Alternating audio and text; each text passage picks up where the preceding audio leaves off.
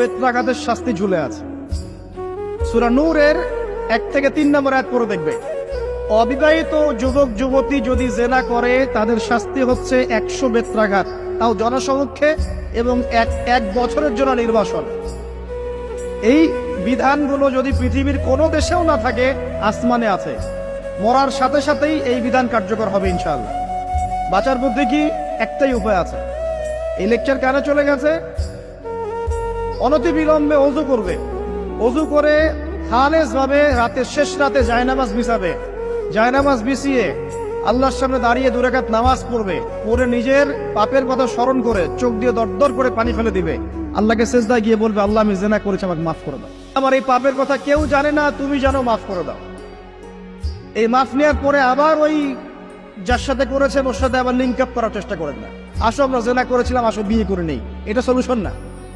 জেনা